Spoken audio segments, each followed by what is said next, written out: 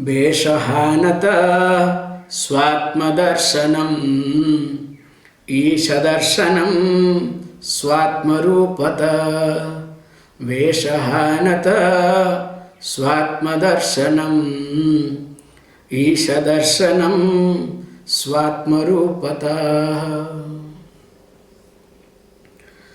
So now as we are in Mahavakya stage, so Mahavakya means the great equation. So the great equation is that I am that. If we observe, this is the difference between the theology, the religious approach, and the Vedanta. Generally, if you observe any religious people, they do highlight faith, but not the truth, not the fact. That's why you don't find any equation over there. Whereas here there is equation, like a physicist. When it says that matter is energy, so that means the physicist is not imposing anything upon you. The physicist never says that you have to believe. In fact, it is a matter of fact. It just presents that matter is energy. It is up to you to understand. Of course, a physicist will try its level best to make you to understand, but if you are not prepared, it is up to you. So how this equation matter is energy is just a fact. It doesn't believe on any faith or anything. So also here the equation that Tattvamasi or Aham Brahmasmi, that I am that, I am Brahman, that you are that. All these statements just is a matter of fact. Now, as we saw in the last class, that in reality there is no difference between me and the God, the totality. That we have to be very clear. But the problem is because of my identity with my body-mind complex, because I consider myself as a small, insignificant, because I look at myself as insecure person, from that standpoint, God appears to be different.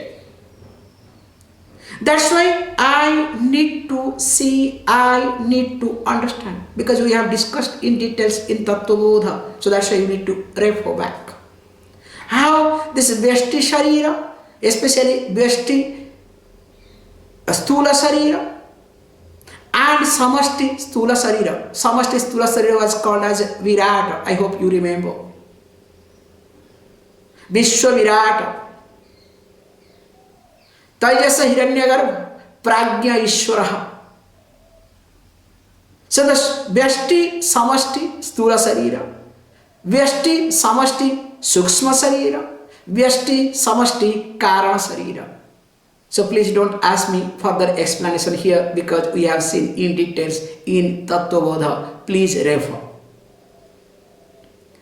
So while discussing this thing, that means it is just a reflecting medium. If you want to talk little more sophisticated language, it is the reflecting medium that actually changes the whole perspective.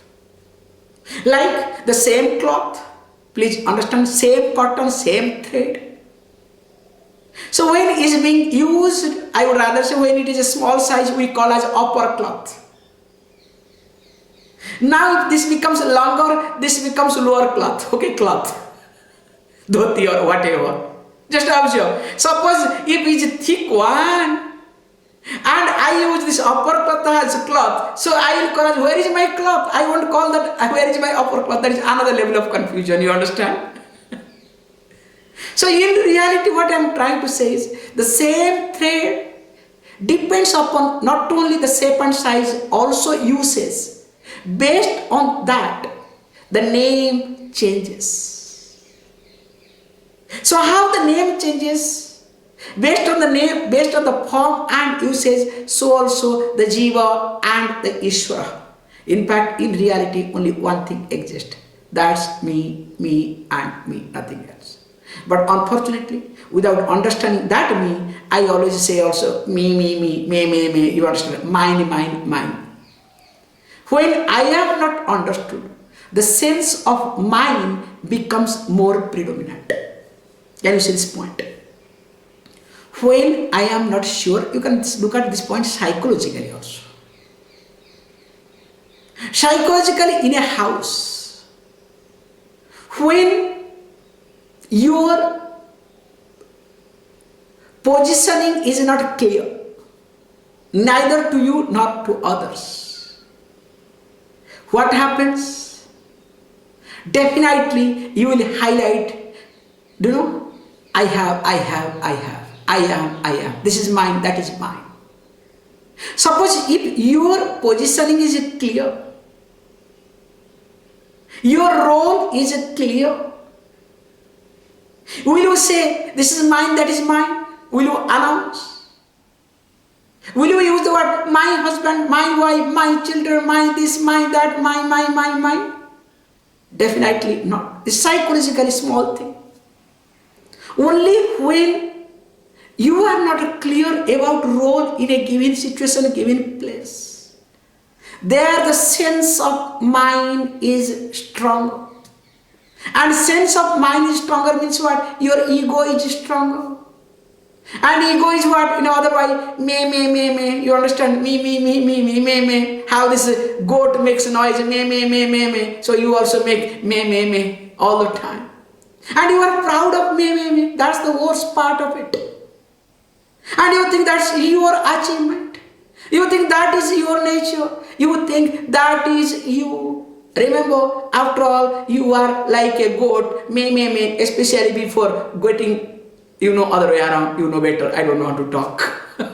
Means, that's why psychologically you can look at it. Whenever you have said me, there have you not invited problem for yourself?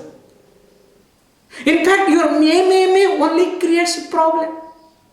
If there is no me, I'm not telling you, life will move as smooth as possible. That's why whoever has got more ego, the more sense of me and mine, definitely that person will have more tough time in their day-to-day life. That's why learning to handle, learning to manage, in fact learning to resolve that me. You understand what I'm trying to say? And this me can be resolved when you start falsifying. I'm hitting you all because many of you, your me is very strong. And another point also I would like to say openly also. Unless your me is strong, you cannot come to Vedanta either. That is a qualification actually. You understand? No doubt in it. Because unless your me is strong, you cannot come to Vedanta. That is the truth. But please understand, after coming to Vedanta, resolve that me. Instead of resolving, you are making it more strong, more complicated. That is the problem. That's why I want to hit your head physically. You understand? We have this tradition. What they do is, they get the coconut, okay? Hit on their head. So that, So please understand. So here, you need to see the limitations of your thinking, of your ego, or where this aham vritti gets into the idam vritti. Because all the thread that we have discussed earlier, please go back. So that's why when discussing this thing, in reality I only exist. So when in reality I only exist, that means what? I really don't have to really bother, let me be stable, at least psychologically. That's why while discussing this point, today we are supposed to say that very nicely, Besahanatah Swatma Darshanam Isha Darshanam Swatma Rupatah. If you observe, people are crazy in every religion, don't worry, to see the God. And what is the seeing the God? Seeing God is one's own fancy nowadays. So whatever you have heard from whomsoever, whatever way, that you call as God. In fact, when you think about your God is nothing, your God is your projection of insecurity. If you have sense of guilt, that means God is the savior of your sense of guilt. Can you see this point? So if you are having pain, God is the giver of the pleasure in the heaven, permanent pleasure. You understand? Permanent happiness. With the dying or with the anything or whatever. In dandiya, playing dandiya and whatnot. So whatever is your sense of insecurity, that is projected as the description of God in every religion. Whether it is Christianity, Hinduism, Islam, anything you name it. So that means the description of God is nothing but is your projection, a common projection. That is how the religious people survive and also religious group thrive. But here we say very clearly, seeing God means understanding God. Instead of understanding God, if you try to see God, that means what? You are fulfilling, you are giving importance to your sense of insecurity. You are strengthening your sense of insecurity. You are justifying your sense of insecurity. That's why you can see the religious people are most of the time split personality. So when they go to the religious place, they are completely religious. Of course, once they come out, you know what. So that's why these religious people came up with this thing. There are two things. One is called spiritual, other one is called what? Mundane. So always struggle to become spiritual and you never become, because while being spiritual, also mundane comes along with you. And when you are mundane, I don't know whether spiritual comes or not, but spirit comes, okay? That's another point to remember. So that's why always there is a contradiction. So here we say carefully, you need to understand. Because if you say God is omnipresent, forget about omniscient is another aspect. If God is omnipresent, then how can you see the God with the eyes? Because eyes are limited. Eyes only can see what is limited. So one statement you make, God is omnipresent. Then next moment you say, I want to see God. Can you see how you contradict yourself? So here you have to sing means understand. That God is omnipresent is to be understood. As what? As material cause. That we have seen in details in Tattvabodha. That's why I want to gloss over many things over here. So when you start seeing the God as material cause, that means your body's material cause also is God. That means you are not different from God. Forget about this physical body, sthula sarira, including your mind. Remember, that's why we say the God not only allows us to think, also the thought process itself is God. The which material that is being made up of our thoughts, the vasanas, is nothing again God. That's why there is nothing called right thought or wrong thought. There is nothing called good thought or bad thought, including psychologically, forget our knowledge wise. But psychologists and of course religious people, to get their best benefit out of me, they name it, these are the good thoughts, these are the bad thoughts. However, coming back, when anything and everything is God, God being the material cause, God being the omnipresent, because omnipresent means whenever you hear this word omnipresent, it should translate into your mind what? As material cause. That's the easiest way to understand. And when it is said omniscient, is nothing but what? Called efficient cause. That is what is being taught, but unfortunately there is no methodology of teaching. So they have made a mockery show, you understand? They have literally made this, God is omnipresent, omniscient, omnipotent. Finally what? I am, you know what, I don't know what to talk, okay? So here is being highlighted, God is both material and efficient cause. So that's why once you understand, then what happens? Once you start seeing, means understanding, then automatically you understand that you are not different from God either. In fact, there is only you. Only you exist. That you only exist is a beauty. Please understand, this is a beautiful way of looking at it. Because this one God does not solve our purpose at all. That we have to really understand carefully. Why one God does not solve purpose? I can say you very carefully where things go wrong. You can see one means it can be one plus. Please understand very carefully. It will not contradict one at all. When I say I have one body, remember, one body plus two hands.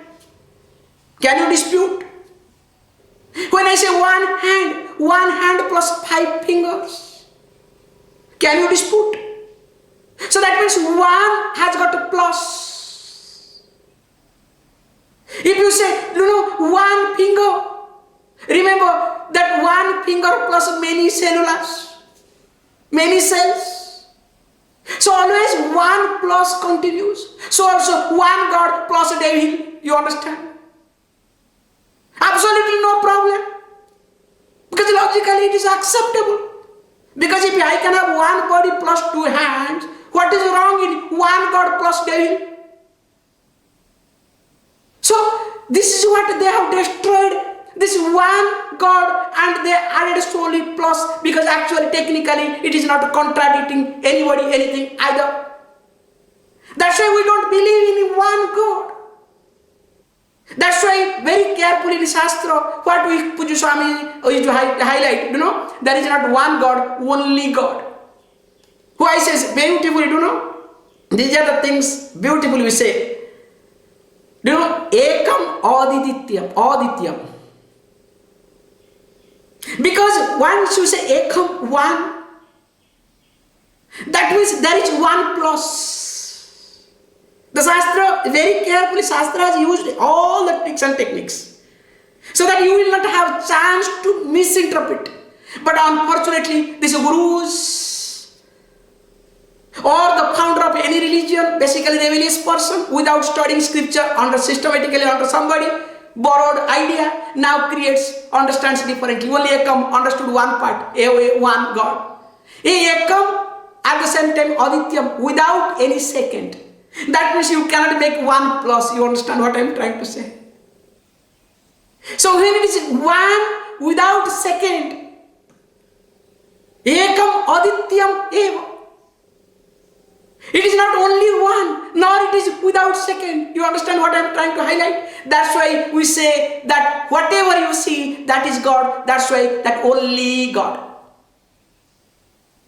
So that's why there is no proper Sanskrit understanding, and of course the teacher's grace and teaching, definitely the scripture is going to be misunderstood, because scripture says one God, Ekam. And says Advaitam. I remember somebody said beautifully, I cannot forget this. This Advaitam is called ism. And it is called monasticism.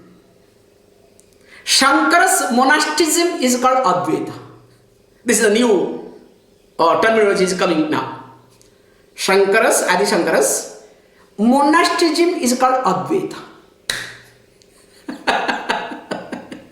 Means how this so-called thinkers confuse people, create words. I mean, you have to really break your head.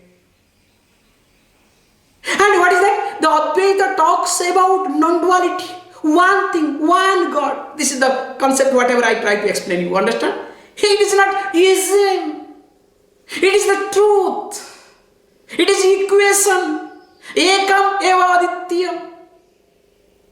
In short, if you want to say, not one God, but only God. My toe is God. It's like, no, me. What does it mean? My toe, because I am showing my finger, I am saying toe, okay? Because I cannot show you my toe. That's why, nothing else, okay? So my toe also is God. My nail is God. My hair is me. You understand what I am trying to say? Anything you want to draw my attention, what should you do? To draw my attention, is it necessary that, no, I want to draw your attention pulling your whole body? Definitely I'll get angry or not. See, any part of me, if you touch, if I am sensitive, if I am omniscient, remember, okay? If I am a lazy person, nothing I know, that's another point. If I am omniscient, because God is omniscient, you understand? If I am a conscious person, any part of me, if you touch, automatically you touch me. Any part of me, if you touch, I become aware of it. So God being omniscient, please understand, definitely God knows everything. God is everything. That's why, remember, there is only God, and when there is only God, that means what? Me and God cannot be separated. In fact, there is only me. When I am, they are only. That means all are addition to me. I happens to play different role. That's why let me not get confused. Let me not feel challenged. Let me not feel uncomfortable with reference to small things that happens on my way. That's why he says beautifully that when all these conditionings, and of course these conditionings to be removed, to be neutralized, to be falsified, or you try to see the limitations of all your conditionings by proper inquiry, means Shravana, Mananam and Nitidhyasana. Constantly you need to put effort. Then what happens? Then you will start appreciating of one's own self. Then you start really seeing yourself as you are, not the way you want. That's the problem in all of us. Your problem is not you. Please understand. You think your problem is you. Sometimes you think your problem are others. No, neither you are the problem for you, nor others are problem for you. The problem in you is you want to see yourself not as you are, but the way you want it to be. When you are not able to see, when you are not able to appreciate, when you are not able to acknowledge yourself the way you wanted it to be, then only the problem starts. Now what should you do? Should you change anybody and everybody? Or are you supposed to change your way of thinking, way of looking at yourself? But from our childhood we have been taught, no, we have to change anything and everything. Changing means what? Changing, you understand? We don't change anybody. Have you changed anybody? I have seen for myself. I have not changed anybody. In fact, I wanted to change somebody ran away. Have you not observed this point? If I try to change you, you people will run away from me. It is not going to work either. So when you cannot change anybody, what to do now? At least change your way of looking. Change your way of approaching. And that is to be changed. And that is what is being highlighted here. That's why once you start appreciating yourself, then what happens? Who you are, free from all limitations, free from all conditions. Definitely, that is the vision of the Lord, and that is the vision of your own nature. That's why when you go to the temple, it's a beautiful concept, supposed to be. Anywhere when you go to the God's place, while seeing the God, you automatically close your eyes. In fact, you don't close your eyes get closed. You try to see the God within yourself, supposed to, you understand? And you have gone all the way to see the God.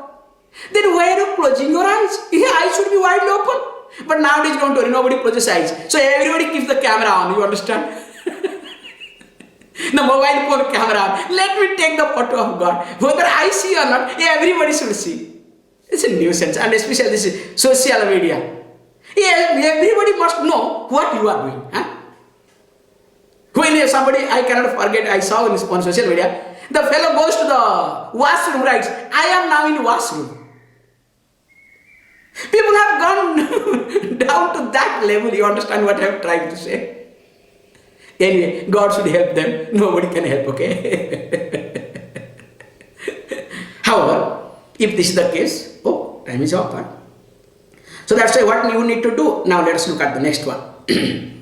Atma sanstite swatma darshanam atma nirdvaya atma nishtata atma sanstite swatma darshanam atma nirdvaya atma nishtata.